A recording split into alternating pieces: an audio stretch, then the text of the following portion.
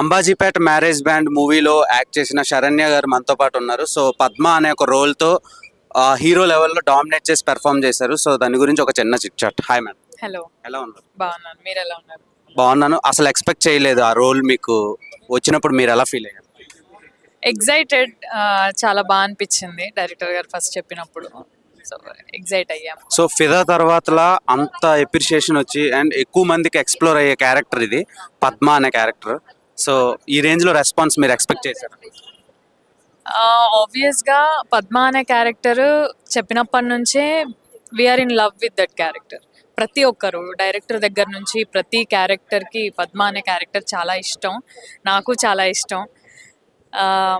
Appreciation వస్తుంది అని డెఫినెట్గా అనుకున్నాం, కానీ ఇంతలాగా ఇష్టపడతారని అది సినిమా రిలీజ్ అయిన తర్వాతనే ప్రేక్షకుల ప్రేమ వాళ్ళ రెస్పాన్స్ ద్వారా తెలిసింది. సో ప్రతి ఊర్లో ప్రతి ఇంట్లో పద్మ అనే ఒక క్యారెక్టర్ ఉంటుంది. సో ఎక్కువ మందికి రీచ్ అయ్యే ఛాన్స్ ఉంది ఆ క్యారెక్టర్తో. మీకు నెక్స్ట్ చేయబోయే రోల్స్ ఎలా మేము ఎక్స్పెక్ట్ చేయొచ్చు? ఎక్కువ మందికి రీచ్ అవుతుందండి, ఎందుకంటే సినిమా ఇప్పటికే చాలా మందికి నచ్చింది, చాలామంది అప్రిషియేషన్స్ ఇస్తున్నారు, చాలామంది ఎమోషనల్ అయ్యారు పద్మ క్యారెక్టర్తోని. సో నెక్స్ట్ కూడా ఇలాగే డిఫరెంట్ రోల్స్లో మీరు నన్ను ఎక్స్పెక్ట్ చేయవచ్చు. సో ఆత్మాభిమానం అండ్ అహంకారానికి మధ్యలో ఒక యుద్ధం. సో ఆ కాన్సెప్ట్ థియేటర్లో ఎక్కువ సుహాస్ గారి సీన్స్ కంట పద్మ సీన్స్ని, అదే శరణ్య గారి సీన్స్ని ఎక్కువ ఎంటర్టైన్ అవుతున్నారు ఫ్యామిలీ ఆడియన్స్. సో దాని మీద పద్మాని వెనక నుంచి నడిపించింది పద్మకి వన్ ఆఫ్ ద సపోర్ట్ మళ్ళీ. సో మళ్ళీ కంటే పద్మ వెళ్ళింది అనే దానికంటే కూడా మళ్ళీ అండ్ పద్మ స్టోరీ రివెంజ్ ఇది అంతే. సో ఎక్కువ రివ్యూస్లో ఫీడ్బ్యాక్స్లో పద్మ ఇస్ అదే Saranya is dominating all characters అని కొన్ని రివ్యూస్ వచ్చినాయి, మీరు కూడా చూసే ఉంటారు. సో దాని మీద మీ ఒపీనియన్? అది వాళ్ళ అభిమానం, వాళ్ళ ప్రేమ.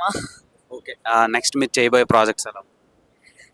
డెఫినెట్లీ మీకు అప్డేట్స్ వస్తూ ఉంటాయి. డిఫరెంట్గా ఇలాగే మిమ్మల్ని మెప్పించే క్యారెక్టర్స్తోనే నేను మీ ముందుకు వస్తూ ఉంటానని అనుకుంటున్నా. అంటే ఇంత గ్యాప్ ఎందుకు వచ్చింది? అంటే చేస్తున్నారు క్యారెక్టర్స్, కానీ స్ట్రాంగ్ క్యారెక్టర్ పడలేదు ఇంతవరకు పద్మ క్యారెక్టర్ లాంటిది. సో రీజన్స్ చెప్పే కదా, అంటే డిఫరెంట్గా ప్రతి రోల్కి ఒక డిఫరెంట్గా చేయాలి, ఏదైనా చేంజ్ ఉండాలి అనే చూసుకుంటూ వస్తున్నాను.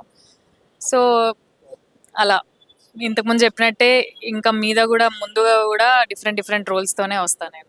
అంబాజీపేట మ్యారేజ్ బ్యాండ్కి ఇంకా చూడని వాళ్ళకి మీరు ఏం చెప్తారు? డెఫినెట్గా అంబాజీపేట మ్యారేజ్ బ్యాండ్ మీరు చూడండి, మీకు చాలా నచ్చుతుంది, డిసప్పాయింట్ అయితే అవ్వరు, 100% షూర్. అండ్ మీరు ఆ కాల్తో తనే షాట్ ఉంది కదా, దానికి విజిల్ పడుతున్నాయి, మీరు ఎలా రియాక్ట్ అయ్యారు?